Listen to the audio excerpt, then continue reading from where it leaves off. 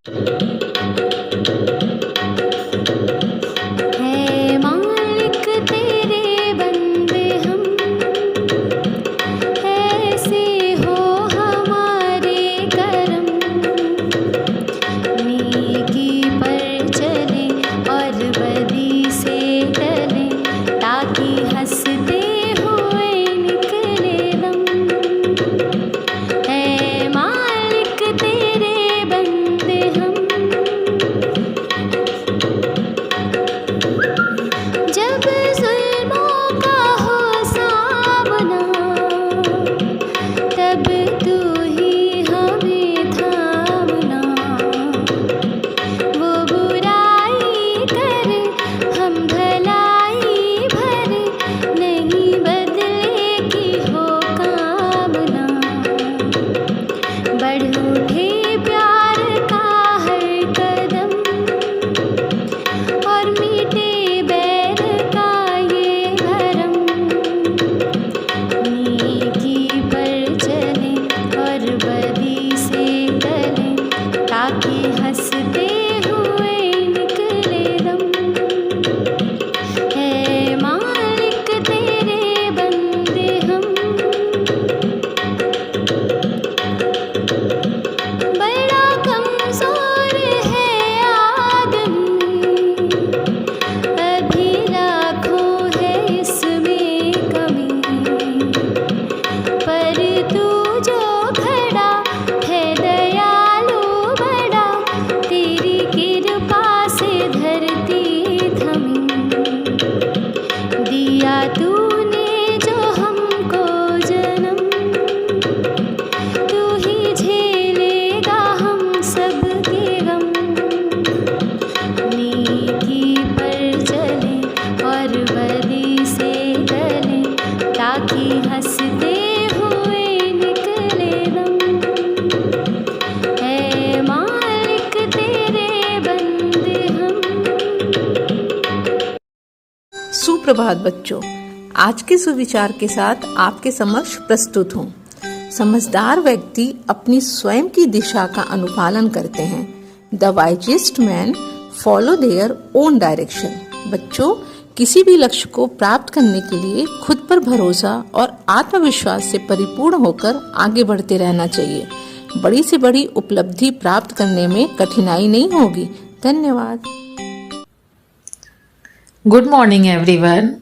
आज का शब्द है क्वालिफाई। QUALIFY।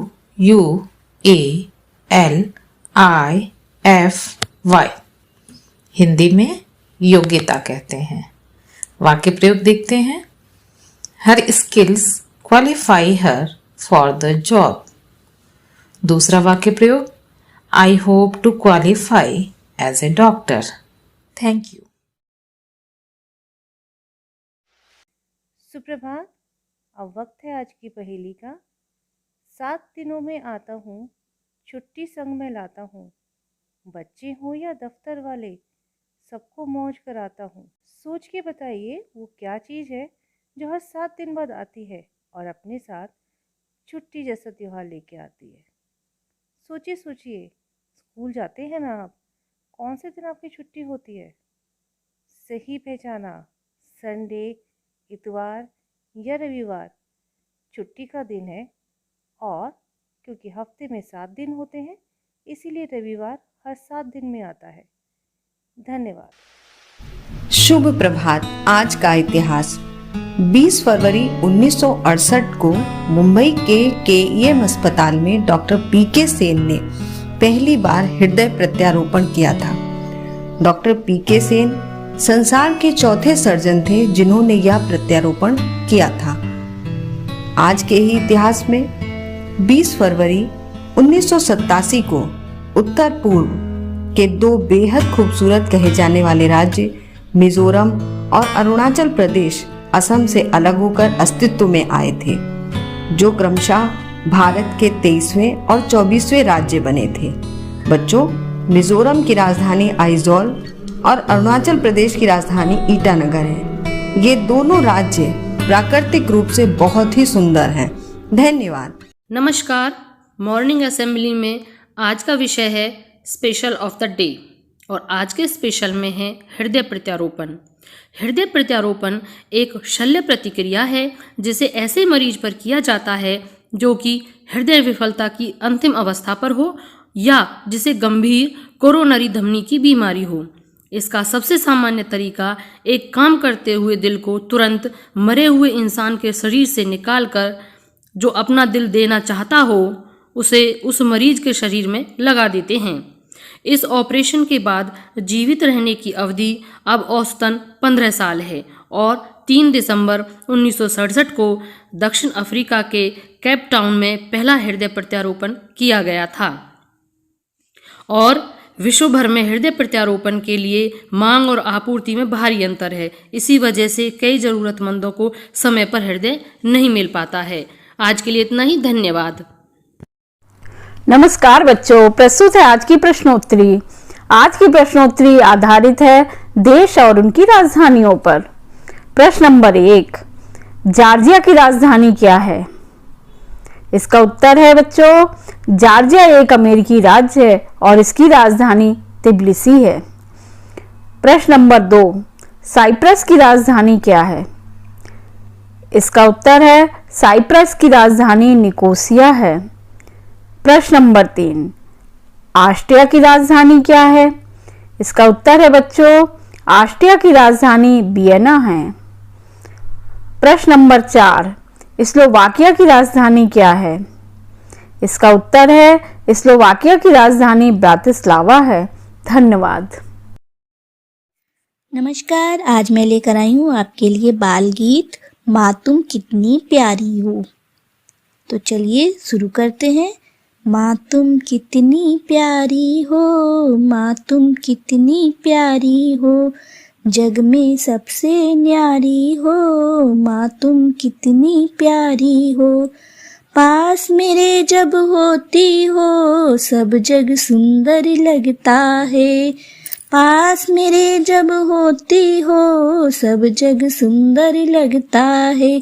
दूर जो मुझसे होती हो सब जग अंधियारा लगता है, दूर जो मुझसे होती हो सब जग अंधियारा लगता है। माँ तुम कितनी प्यारी हो, जग में सबसे न्यारी हो, जग में सबसे न्यारी हो, जग में सबसे न्यारी हो। Thank you. Good morning. आज की कहानी का शीर्षक है नादान बकरियां। तो बच्चों, ध्यान से इस कहानी को सुनना और बताना कि इस कहानी से तुम्हें क्या शिक्षा मिलती है। रिंकी और चिंकी नाम की 2 बकरियां थीं। वे दोनों एक दूसरे को जरा भी पसंद नहीं करती थीं। जब भी मिलती तो उनमें टकराव जरूर होता। एक दिन रिंकी एक संकरे पुल से होकर कहीं जा रही थी। तभी उसे सामने से चिंकी आती हुई दिखाई दी। चिंकी को देखकर रिंकी अकड़ कर चलने लगी। चिंकी भी रिंकी को देखकर ऐंठ में चली आ रही थी।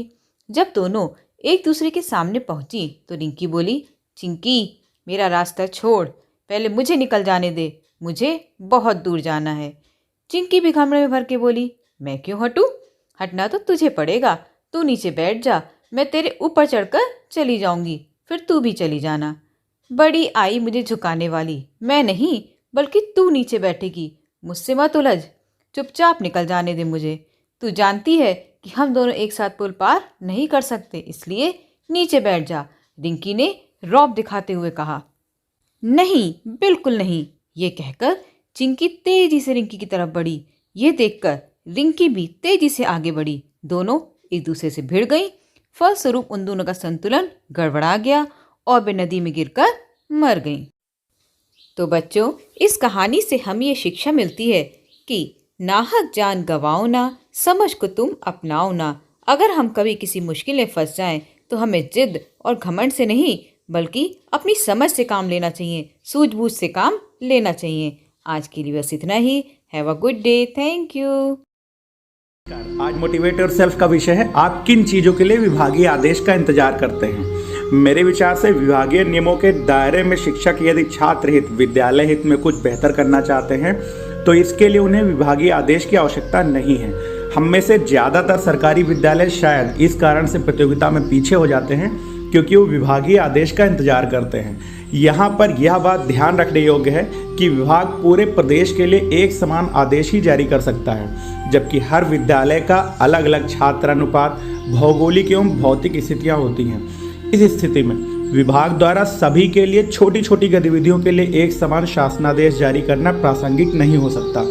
एक बार मैंने एक प्रिंटिंग प्रेस में एक शिक्षिका को देखा जो अपने विद्यालय के लिए वर्ष भर की गतिविधियों का कुरिकुलम तैयार करवा रही थी, जिसे हम CCA कहते हैं, को करिकुलर एक्टिविटीज़ का कैलेंडर, जिसमें writing, singing, speaking, dancing, drawing, fancy dress competition, games, quiz, drama, PTM, annual function, meeting, बहुत सारी चीज़ें शामिल थी। वहाँ ये चीज़ें व्यवस्थित इसलिए होती हैं क्योंकि वहाँ सिर्फ उन्हें एक विद्यालय चलाना होता है, और हमारे यहाँ हम इन चीज़ों के लिए विभागीय आदेश का इंतजार करते हैं। वहीं जो शिक्षक इन गतिविधियों के लिए विभागीय आदेश का इंतजार किए बिना अपने स्तर से सृजन का प्रयास कर रहे हैं, उन्हें बेहतर परिणाम भी मिल रहे हैं।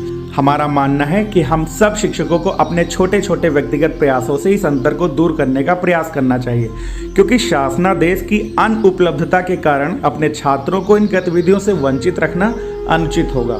धन्यवाद। आपका दिन शुभ हो।